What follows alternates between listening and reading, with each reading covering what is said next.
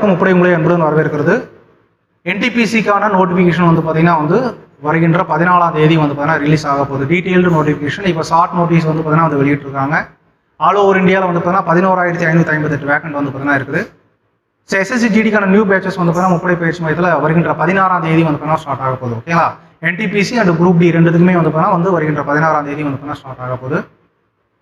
So இப்போது நம்ம பார்க்க போகிறது என்ன அப்படின்னு பார்த்தீங்கன்னா வந்து என்டிபிசி ஸ்டேஜ் 1 ஸ்டேஜ் 2 எக்ஸாமில் ஜிகேல 50 கொஸ்டின் இருக்குது. அந்த 50 கொஸ்டின் எப்படி கேட்குறாங்க, எந்தெந்த டாப்பிக்கில் இருந்து கேட்குறாங்க அப்படின்னு சொல்லிட்டு வந்து பார்க்க போகிறோம். ஓகேங்களா?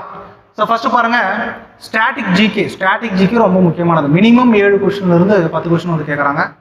ஸோ ஸ்டாட்டிக் ஜிகேக்கு வந்து பார்த்தீங்கன்னா வந்து முப்படை பயிற்சி மையத்தில் புக்ஸ் அவைலபிளாக இருக்குது. கிட்டத்தட்ட 60 டாபிக் வந்து பார்த்தீங்கன்னா வந்துருக்கு. ஸோ அந்த 60 டாப்பிக்கில் இருந்து வந்து பார்த்தீங்கன்னா வந்து கண்டிப்பாக உங்களுக்கு வந்து கொஸ்டின்ஸ் கேட்பாங்க.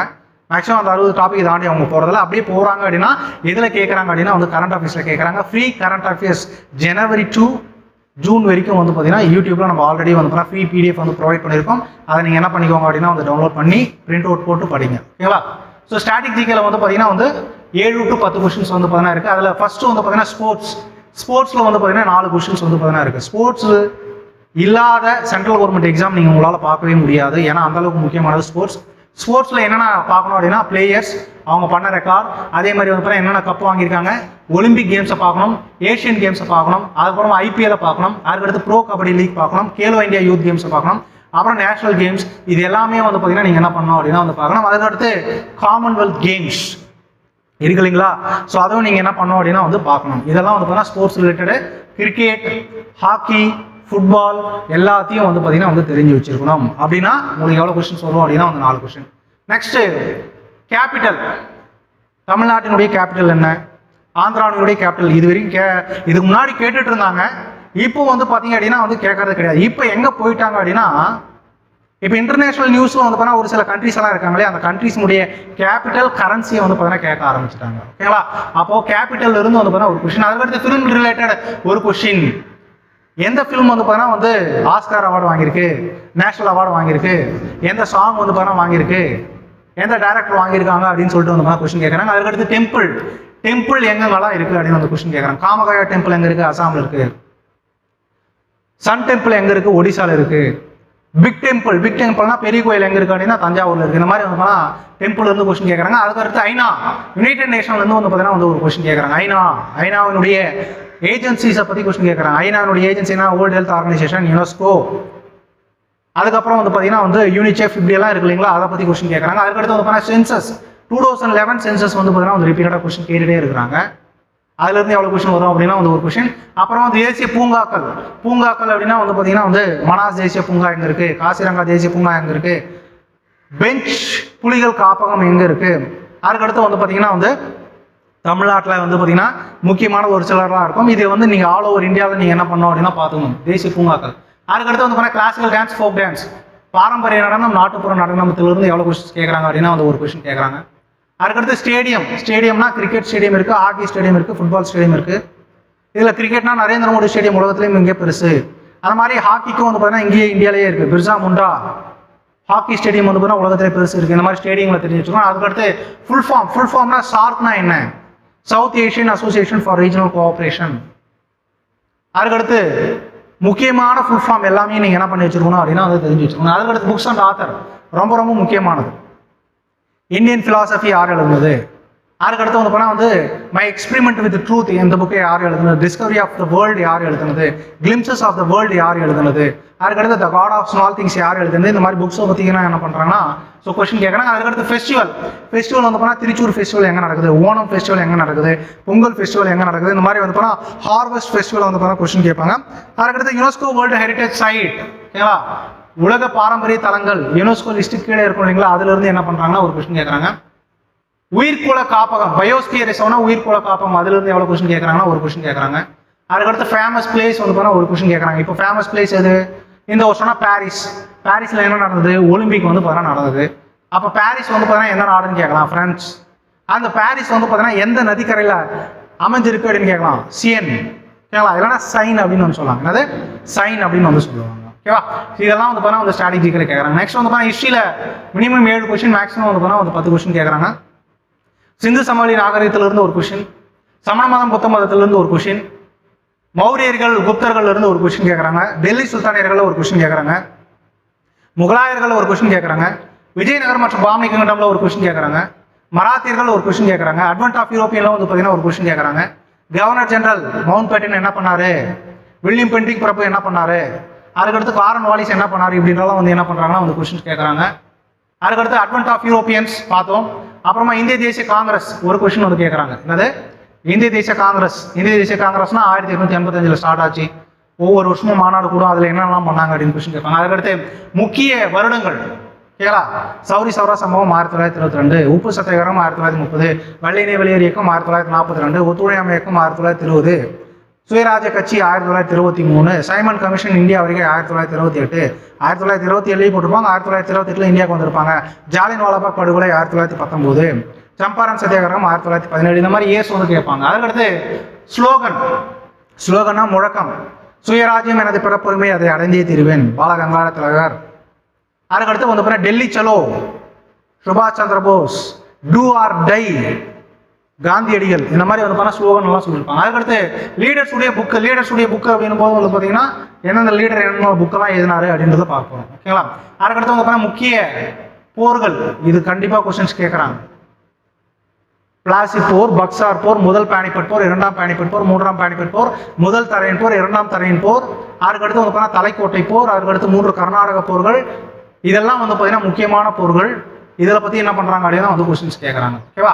ஸோ அதெல்லாம் வந்து பார்த்தீங்கன்னா ஹிஸ்ட்ரி. நெக்ஸ்ட் ஜியாகிரஃபியில் வந்து பார்த்தீங்கன்னா மினிமம் 8 to 12 கொஸ்டின்ஸ் வந்து கேட்குறாங்க. அதில் வேர்ல்டு ஜியாகிரஃபியில் எவ்வளோ கொஸ்டின்ஸ் கேட்குறாங்க அப்படின்னா 5 கொஸ்டின் கேட்குறாங்க. சூரிய குடும்பம், உலகத்தில் இருக்கக்கூடிய ஆறுகள், 7 கண்டங்கள், கடல்கள், பெருங்கடல், அதுக்கடுத்து ஸ்ட்ரைட் அப்படின்னா வந்து பார்த்தீங்கன்னா சந்தி, நீர்ச்சந்தி, நிலச்சந்தி அப்படின்னு சொல்லுவாங்க. அதுக்கடுத்து உலக நாடுகளுடைய தலைநகரம், அதுக்கடுத்து வந்து பார்த்தீங்கன்னா உலகத்தில் உள்ள மலை சிகரங்கள், ஆல்ப்ஸ் மலைத்தொடர் எங்கே இருக்குது, ஆண்டிஸ் மலைத்தொடர் எங்கே இருக்குது, ராக்கி மலைத்தொடர் எங்கே இருக்குது, ஹிமாலயா எங்கே இருக்குது, இந்த மாதிரி வந்து பார்த்தீங்கன்னா கொஸ்டின் கேட்குறாங்க. அதுக்கடுத்து இந்தியன் ஜியாகிரஃபியில் 7 கொஸ்டின் கேட்குறாங்க. இந்திய ஆறுகள், இந்தியாவின் அமைவிடம், இந்தியாவில் உள்ள அண்டை நாடுகள், அதுக்கடுத்து இந்தியாவினுடைய மழைப்பொழிவு, இந்தியாவினுடைய மண், இந்தியாவினுடைய பயிர்கள், இந்தியாவினுடைய காடுகள், இந்தியாவினுடைய அட்சரேகை, தீர்க்க ரேகை, இந்தியாவினுடைய போக்குவரத்துல வந்து பார்த்தீங்கன்னா வந்து வான்வழி, ரயில் வழி, நீர் வழி, அதுக்கடுத்து வந்து பார்த்தீங்கன்னா இந்தியாவில் இருக்கக்கூடிய முக்கிய அணைகள், அதுக்கடுத்து வந்து பார்த்தீங்கன்னா வந்து ஏரிகள், இதெல்லாம் கொஸ்டின் கேட்குறாங்க. அதுக்கடுத்து வந்து பார்த்தீங்கன்னா national park and biosphere reserve, இது வந்து பார்த்தீங்கன்னா ஸ்ட்ராட்டஜிக்கலையும் வரும், ஜியாகிரஃபிலையும் வரும், என்விரான்மெண்ட்லையும் வந்து பார்த்தீங்கன்னா வந்து கொடுப்பாங்க. ஓகேங்களா? ஆனால் நம்ம 2 இடத்துல ஏதாச்சும் ஒரு இடத்துல பார்த்தா போதுமானது, ஏன்னா ஒரே டாபிக் தான், ஒரு கொஸ்டின் கேட்பாங்க. அதுக்கடுத்து ராம்சர் சைட்ஸ், ராம்சர் தலங்கள். ஓகேங்களா? தமிழ்நாட்டில் தான் வந்து பார்த்தீங்கன்னா ராம்சர் தலங்கள் எப்படி இருக்குது அப்படின்னா வந்து அதிகமாக இருக்குது. இது வந்து பார்த்தீங்கன்னா ஜியாகிரஃபி. நெக்ஸ்ட் வந்து பார்த்தீங்கன்னா பாலிட்டியில் மினிமம் எத்தனை கொஸ்டின்? 8 to 10 கொஸ்டின்ஸ் வந்து கேட்குறாங்க. அதில் பகுதிகள், அட்டவணைகள், விதிகள், அதுக்கடுத்து மூலங்கள், அதுக்கடுத்து வந்து பார்த்தீங்கன்னா வந்து முக்கிய சட்ட திருத்தங்கள், இதிலிருந்து ஒரு கொஸ்டின். முகவுரை பகுதி 1, பகுதி 2 ஒரு கொஸ்டின். பகுதி 3, பகுதி 4, பகுதி 4 ஒரு கொஸ்டின். மத்திய அரசாங்கத்திலிருந்து ஒரு கொஸ்டின், மாநில அரசாங்கத்திலிருந்து ஒரு கொஸ்டின், பஞ்சாயத்து ராஜ்லேருந்து ஒரு கொஸ்டின், அரசியலமைப்பு சார்ந்த அமைப்பு, அரசியலமைப்பு சாரா அமைப்புல இருந்து ஒரு கொஸ்டின் வந்து பார்த்தீங்கன்னா கேட்குறாங்க. இதெல்லாம் பாலிட்டி. நெக்ஸ்ட் பொருளாதாரத்தில் வந்து பார்த்தீங்கன்னா ஆர்பிஐ மற்றும் banking, reserve bank of India and வங்கியியல், இதுல இருந்து எவ்வளவு கொஸ்டின் கேட்கறாங்கன்னா ஒரு கொஸ்டின் கேட்கறாங்க. பணம் மற்றும் பண கொள்கையிலிருந்து ஒரு கொஸ்டின் கேட்கறாங்க. 5ஆண்டு திட்டம், இதுல இருந்து 2 கொஸ்டின் கேட்கறாங்க. இது ரிப்பீட்டடா வந்து பார்த்தீங்கன்னா ரயில்வேல கொஸ்டின் கேட்டுட்டு இருக்காங்க. 5 இயர் பிளான் என்ன அப்படின்னு வந்து கொஸ்டின் கேட்கறாங்க. நெக்ஸ்ட் திட்டங்கள்ல இருந்து வந்து பார்த்தீங்கன்னா எத்தனை கொஸ்டின் கேட்கறாங்கன்னா ஒரு கொஸ்டின் கேட்கறாங்க. தேசிய வருமானத்துல இருந்து வந்து பார்த்தீங்கன்னா ஒரு கொஸ்டின் கேட்கறாங்க. அதுக்கடுத்து பிசிக்ஸ் அப்படின்னும் போது வந்து பார்த்தீங்க அப்படின்னா இயற்பியல், இன்ஸ்ட்ருமெண்ட், அம்மீட்டர்னா என்ன, வோல்ட் மீட்டர்னா என்ன, ஸ்பெக்மோ மேனாமீட்டர்னா என்ன, ஆல்டிமீட்டர்னா என்ன, இதெல்லாம் வந்து எதுக்கு யூஸ் பண்றாங்க அப்படின்னு வந்து கொஸ்டின் கேட்பாங்க. யூனிட்ஸ் அப்படின் போது வந்து பார்த்தா வந்து எஸ்ஐ யூனிட்ஸ் இருக்கு இல்லைங்களா, அதுல இருந்து ஒரு கொஸ்டின் கேட்கறாங்க. அப்புறம் வந்து பார்த்தா முக்கிய விதிகள், அதனுடைய பயன்பாடுகள். ஓகேங்களா? ராக்கெட்ல என்ன விதி, நியூட்டனின் எந்த விதி பயன்படுகிறது, அதுக்கடுத்து வந்து பார்த்தீங்கன்னா அழுத்தத்துக்கு எந்த விதி பயன்படுகிறது, இதெல்லாம் வந்து பார்த்தீங்கன்னா வந்து லிஃப்ட். ஓகேங்களா? லிஃப்ட்ல வந்து பார்த்தீங்கன்னா எந்த விதி பயன்படுகிறது, இதெல்லாம் வந்து பார்த்தீங்கன்னா வந்து கொஸ்டின் கேட்கறாங்க. அதுக்கடுத்து வந்து பார்த்தீங்கன்னா வந்து வெப்பம், ஒலி, லைட்டு, சவுண்டு, ஆற்றல், இதுல இருந்து என்ன கொஸ்டின் கேட்கறாங்கன்னா வந்து ஒரு கொஸ்டின் கேட்கறாங்க. அதுக்கடுத்து நியூக்ளியர் பிசிக்ஸ், எலக்ட்ரிசிட்டி, மேக்னட்டிசம், அணுக்கரு இயற்பியல், மின்னியல், காந்தவியல், இதுல இருந்து என்ன பண்றாங்க அப்படின்னா வந்து ஒரு கொஸ்டின் கேட்கறாங்க. அதுக்கடுத்து கெமிஸ்ட்ரியில வந்து பார்த்தீங்கன்னா 2 to 4 கொஸ்டின் கேட்கறாங்க. தனிம வரிசை அட்டவணையில் ஒரு கொஸ்டின் கேட்குறாங்க.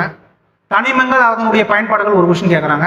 அதனுடைய வாய்ப்பாடு ஃபார்முலா வந்து பார்த்தா ஒரு கொஸ்டின் கேட்குறாங்க. அமிலம் காரம் உப்புல இருந்து வந்து பார்த்தா ஒரு கொஸ்டின் வந்து பார்த்தா கேட்குறாங்க. அதுக்கடுத்து பயாலஜியில் வந்து பார்த்தா 4 to 7 கொஸ்டின்ஸ் வந்து கேட்குறாங்க.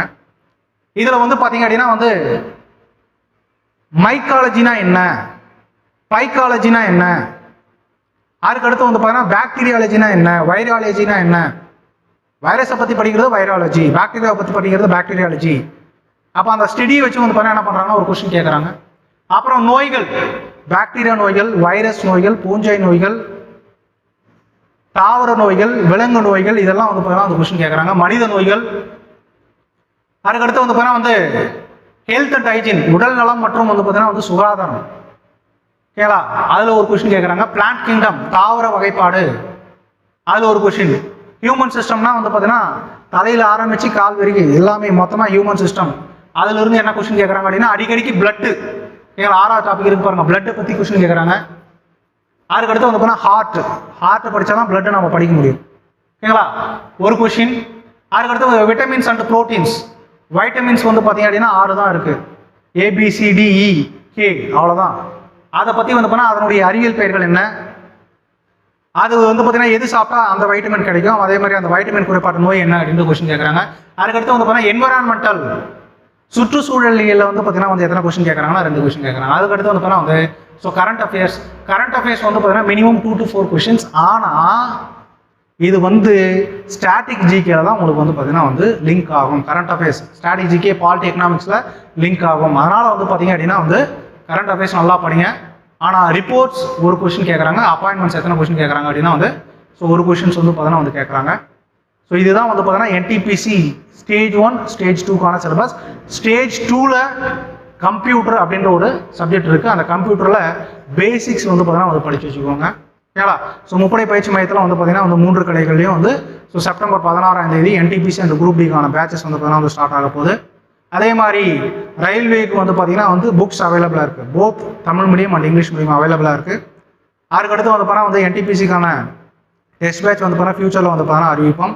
அதுக்கடுத்து வந்து பார்த்தீங்கன்னா NTPC குரூப் டிக்கு வந்து பார்த்தீங்கன்னா ஆன்லைன் கிளாஸஸும் வந்து பார்த்தீங்கன்னா அவைலபிளாக இருக்குது. ஸோ இது எல்லாத்துக்குமே வந்து பார்த்தீங்கன்னா லிங்க் கீழே கொடுக்குறேன். அதே மாதிரி வந்து பார்த்தீங்கன்னா உங்களுக்கு எதனா டவுட்ஸ் இருந்தது அப்படின்னா ஸ்க்ராலிங்கில் இருக்கக்கூடிய நம்பருக்கு கால் பண்ணி உங்களுடைய டவுட்ஸை கேட்டு தெரிஞ்சுக்கிட்டு ஸோ அதுக்கடுத்து வந்து பார்த்தீங்கன்னா உங்களுக்கு வேண்டியது புக்ஸ் வேணும்னா வாங்கிக்கலாம். அதுக்கடுத்து வந்து கிளாஸ் ஜாயின் பண்ணணும்னா உங்களுக்கான டீட்டெயில்ஸை கேட்டு தெரிஞ்சுக்கலாம். ஓகே, தொடர்ந்து படிங்க. மீண்டும் மற்றொரு காணொலியில் சந்திப்போம். நன்றி, வணக்கம்.